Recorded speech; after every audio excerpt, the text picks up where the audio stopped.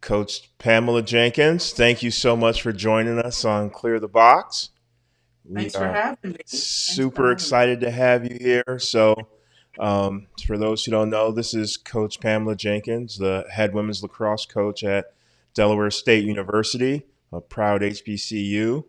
Very excited about what you're building at the program, and just want to speak with you and find out more about you and your vision for the program. So, thank you for coming. Thanks for having me. I'm looking forward to it. No, I followed your career and followed what you were doing at Delaware State, and me coaching at Hampton, knowing a little bit about the great things that you're doing and some of the challenges that may come with what you're doing. But I first would like to ask, what when you saw the Delaware State job open, what made you want to be a part of it? Well, it's always been my goal to want to coach other women that looked like me because in my playing career and even coaching career, I didn't see too many of us coaching lacrosse.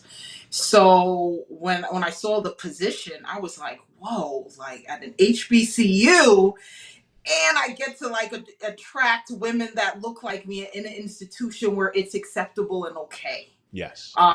So that was the main thing, and I remember my playing days, just playing at Howard, playing against Howard, I should say, and just it wasn't seen as a very competitive game. Like I played at American, it wasn't seen as a competitive game. So to be on that forefront for change, to change that perception, was another reason why I wanted to come to Delaware State.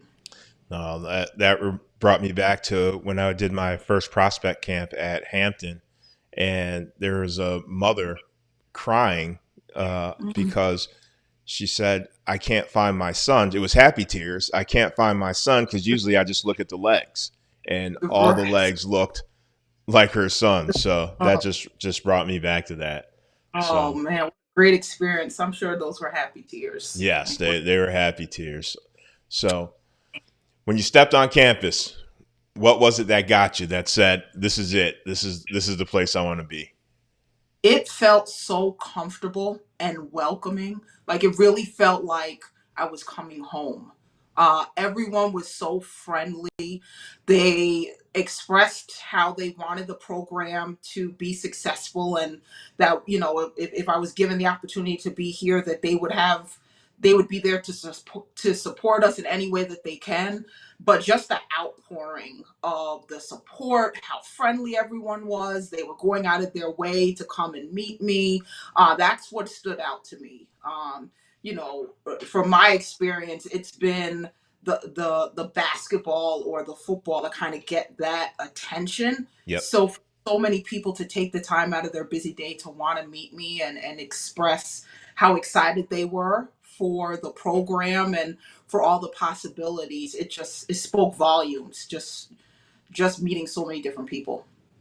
So that I know that carries over when the kids come on the campus to visit, or when the women are just on campus, right? That home feel, the home away from home. You know they're going to be taken care of. The professors know your name and make sure you go to class and things of that nature. Absolutely, absolutely. And if we're having prospective student athletes on campus, and I ask someone to be involved in the itinerary and they can't do it, they're going to bend over backwards to find me someone that can. So I love that. If I say I want them to meet someone from this department and see this and see that, all of our visits have gone pretty much the way that we wanted to because so many people support us and want these student athletes to feel comfortable when they come on campus. So it's been Yes. a great experience. Yes. So I know when you're applying and you're visiting, and in your mind you're thinking of okay, this is what I want to do with the program and this is where I want to go, and then you get to the program. Did the vision change any, or did it kind of is it kind of going the way you thought? Like, what is your vision for the program? So is it going the way I thought? I would say yes and no. No, mostly because of COVID. That Yes. definitely put a monkey wrench in, I guess, the trajectory of where I thought that we would be with me going into my fourth year. One thing that I'm super excited about is through it all, who we continue to attract into the program. I feel like our recruiting classes have they just make me really happy and excited for the years to come. So my vision hasn't changed, and my vision for the program is I want us to be ranked. I don't mince my words when I'm telling recruits that that is our vision. You know, I want us to be ranked. I want us to be successful, and I want young women here who not only want the HBCU experience but understand that they're playing for something that's just bigger than lacrosse. I always have this scenario. I'm like, ladies, it is what it is. We're that dot on the piece of paper. It is what it is. Like, we're representing more than just Delaware State lacrosse. It comes with heavy shoulders, but you know what? You're here because you can bear the weight, and we're gonna bear it together. That is that sounds familiar. That that sound and when I say that, it sounds like again going to recruiting events and talking to other kids, and it seems like kids of color literally have or showing out for all kids of color when Yes. they play, right? And they have that weight, and it's like, okay, that we can take that in baby steps, or like you said, we can all do it together. Right. Versus you have to be the one to Exactly. do it. I like the being ranked in the competing part. So now, when you got there, the work that they put in probably wasn't as hard as the work that you were giving them, right? You had to or you had to ramp them up to a level. I bet. When I got here, especially with that first group that I had, they were all in, which I love. Like, they embraced me, embraced what I wanted to do. It was coach, whatever we need to do. And it's been like that, which has been great. Like, they want this just as much as I do. So Yeah. now it's just putting it all together, staying healthy, and just making it happen. But for the most part, they've been all in, supportive, and they're like, okay, whatever we have to do. Even in the off season, like, they're here working hard. I tell them all the time, this is how you win championships, is in the off season, when you have the opportunity to kind of focus on yourself and your own individual skills, and then we all bring it together, and it's about us meshing as a collective. But no, I mean, I tell you what, out of all my years of coaching, for me, this was the easiest transition out of all the schools that I've been to. Just with acceptance and getting everyone on board, it was there from day one. They embraced me Well, from day one. fantastic, fantastic. So you mentioned COVID. Yes. Coaches understand what you mean, but I don't think parents and kids understand where there were a lot of restrictions. As I know, I've talked to some coaches in some programs that I was at. They worked in pods where you could only have 10 kids, or that's for the year, or there. I heard one coach tell me that they had to talk to their AD because they couldn't share balls, and they were saying, well, we pick the ball up with a stick and we stay more than 10 feet apart. We can't just pass and catch. You know what I mean? Like there are things like that. And so, COVID hit you guys hard a little bit, and talk to us about that and how that challenge was for you. So the great thing for us in kind of that in the pandemic was that we had that. My first season was canceled, but after that, with our testing and all of our COVID policies, we were able to come back to campus, Okay. which I know a lot of people were not. Yep. So the great thing about that is, yes, we were, I guess, physically in the same space, but you still have to keep your distance, and the team can't really intermingle outside of the lacrosse field. So a lot of the team activities that we used to do, whether it's movie nights or just going to your teammate's room, they couldn't do. I remember it was I think my second year, they all had separate rooms.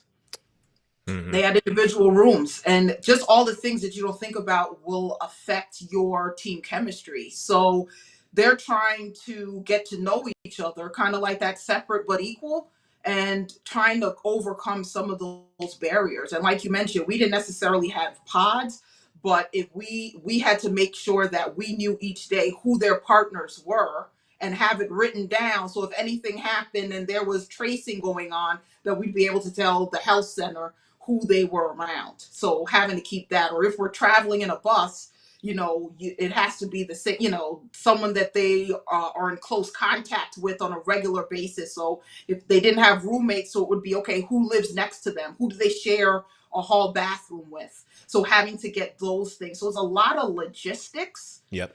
having to figure out, on top of just trying to be successful and keeping everybody healthy. Yep. So it was difficult, like especially for my first class, I think 3 years ago, like that first class, coming to college under the highest of COVID restrictions. Yes. Um, and I mean, if you think about it, this was actually this past season was my first full season at Delaware State that we had.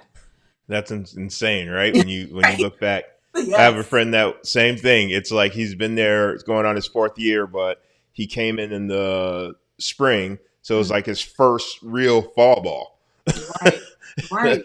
So that is something that people don't think about, and even the mental health standpoint. I know we talked off camera of, if one of your students does have COVID, 14 days they're isolated. Right, That's right. And the tough. toll that takes. And then not everyone can get home. So you're talking about going to the housing that they have designated for COVID positive people, and so you're isolated and you're away from home and you're in this location for 14 days. So trying to help them stay connected for their own mental health, but then still having to manage the team outside of that on top of that. And then when they get out, all of the steps that they have to take to be able to get back on the field. So it was a lot. It was a lot mentally, I think, on everyone. No, I bet. So you kind of, when you're talking about your team, I can see the smile and like the energy that you have, and you're saying, hey, they're bought in, and the team dynamic of trying to keep that together. What do you absolutely love about this team? The sisterhood, and I've never experienced anything like it. So this is Mm, my first experience at an HBCU. That unconditional support and love that they have for each other, like they have each other's back no matter what. And I love that. Whether it's helping your teammates in school, something as simple as, I want my hair braided, I'm going to go to my teammate and I'm going to have three or four of my teammates working on my hair at a time because they want to make sure that I look good, or hey, let's go home, or let's all go out and have a team dinner, or just sit down and we're talking and hearing their conversations. It's not about lacrosse or academics. They could talk about race relations, they could talk about their upbringing, and they're around people that understand, and there's just a familiarity, and just a transparency in our team that I've never experienced. I always say, when I was playing, you almost had to wear two hats. So you had that one hat that you had when you were around your teammates and in this predominantly white area.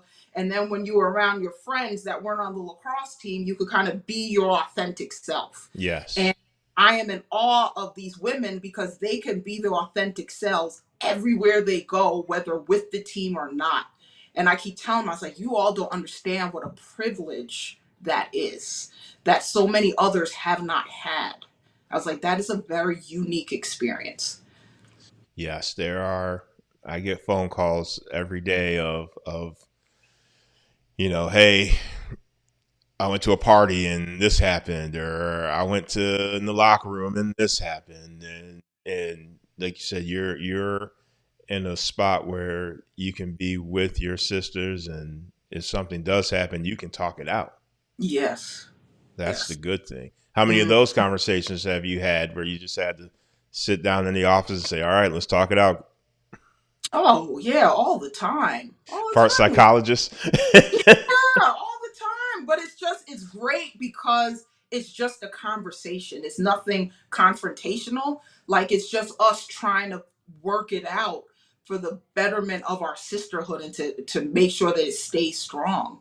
So just having that understanding and being able to hug it out afterward and squash it and keep going, and there's no like holding a grudge or anything. So it's great. Or just something as small as not having to explain your hairstyle. Like I love being able to comment my players on their natural hair. I'm like, man, that's beautiful. What products did you use? I couldn't do that before.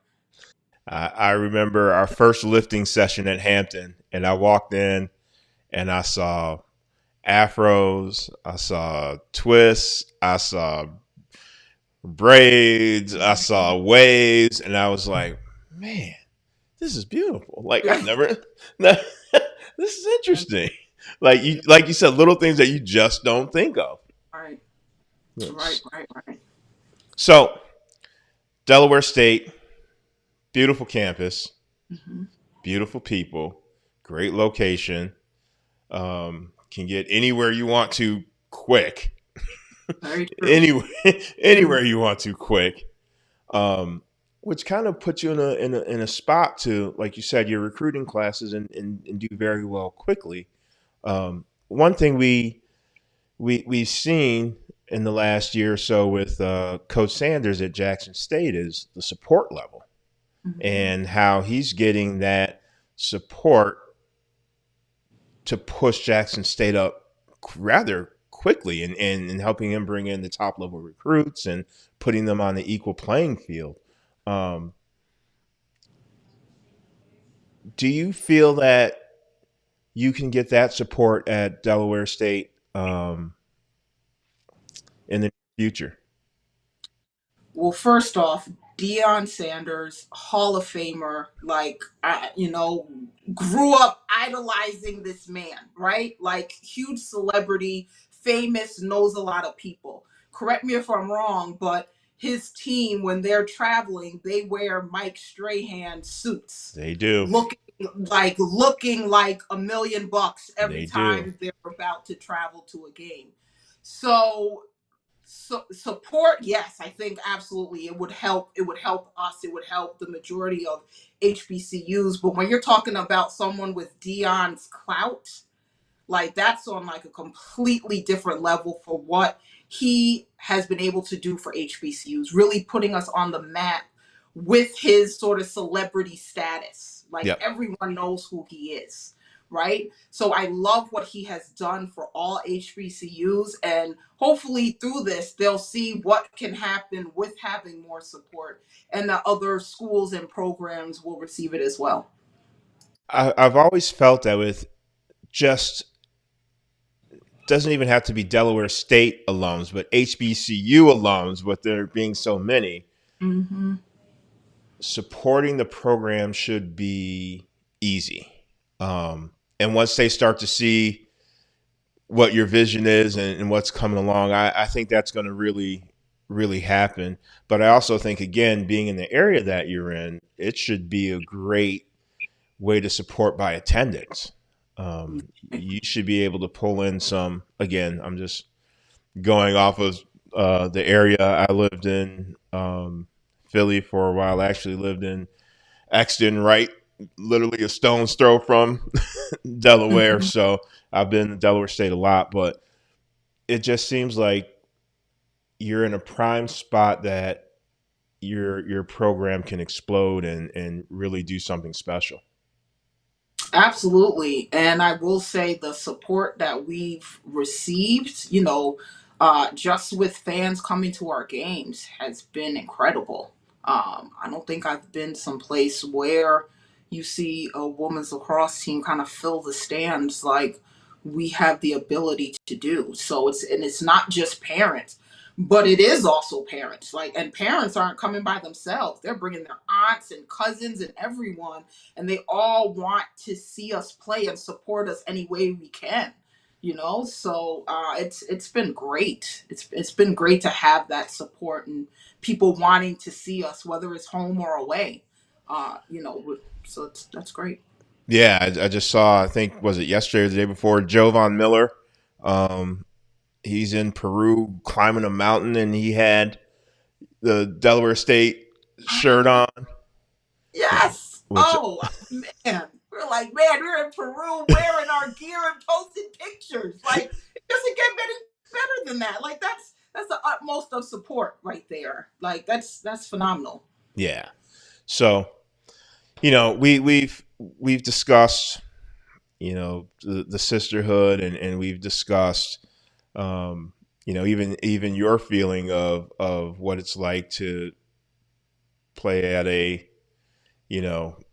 not at an HBCU, but then come to coach an HBCU and feel the difference. And Mm-hmm. um, I've had a lot of talks with friends about, and I'm all about the right fit for your college, right?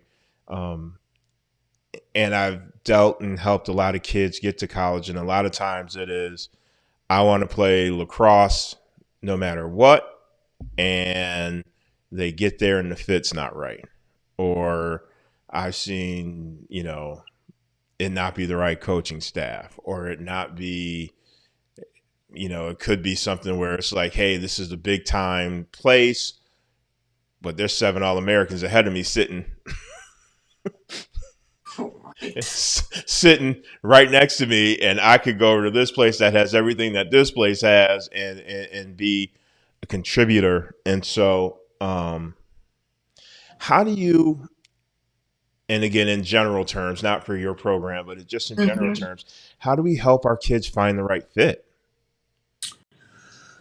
Well, I think there's several factors to that.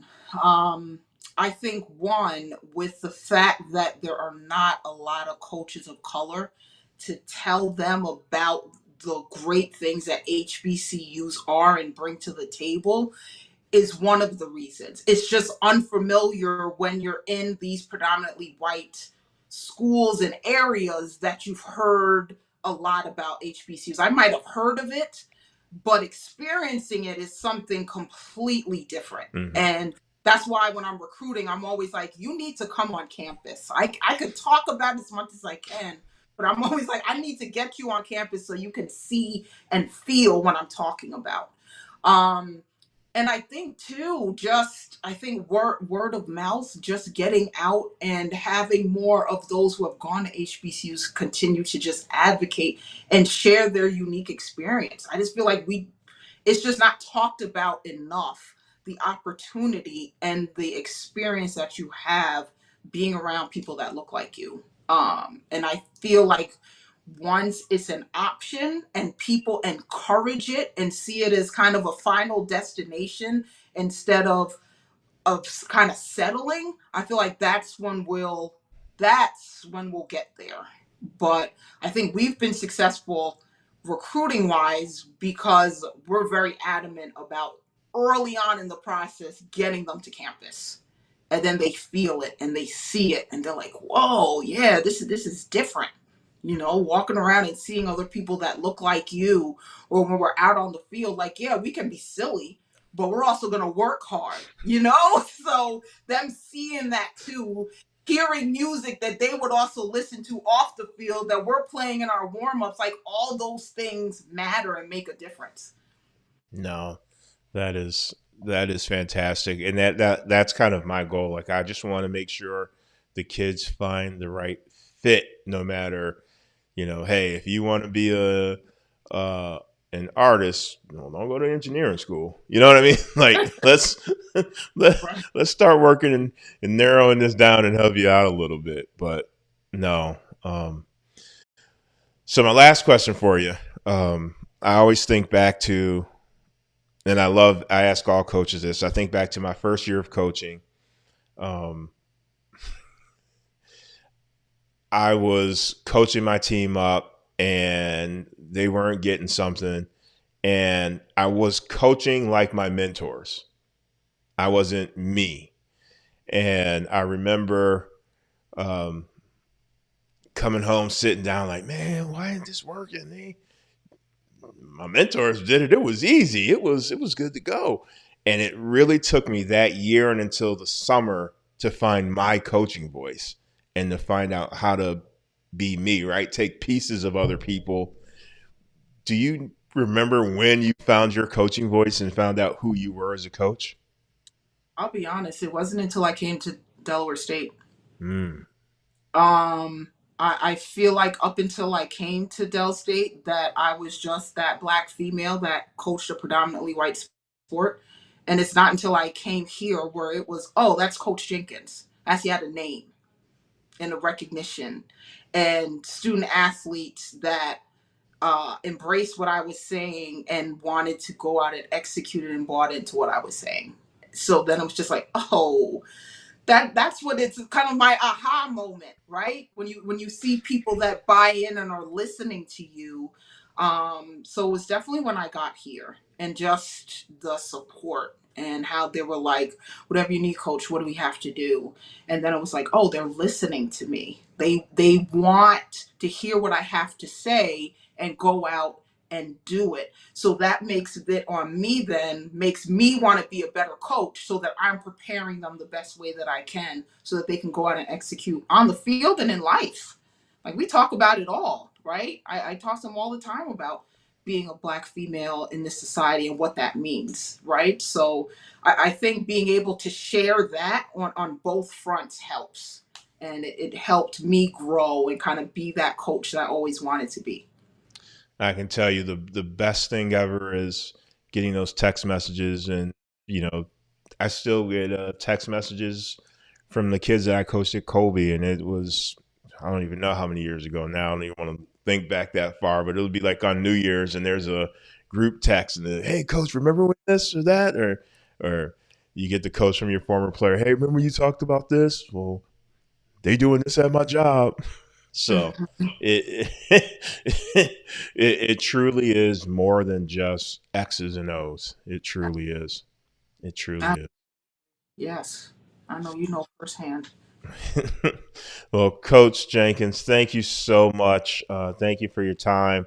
We are definitely going to support you. We cannot wait to watch the team play this year, and definitely want to get down for a practice. And I want to get the feel of Delaware State and see what you're talking about firsthand. Great, great, great. Thanks so much for having me, for doing this podcast, for bringing awareness. It's huge. We need more of you out there. So just know that coaches like myself appreciate what you're doing, and we see you. Keep it up. Oh, thank you so much. All right.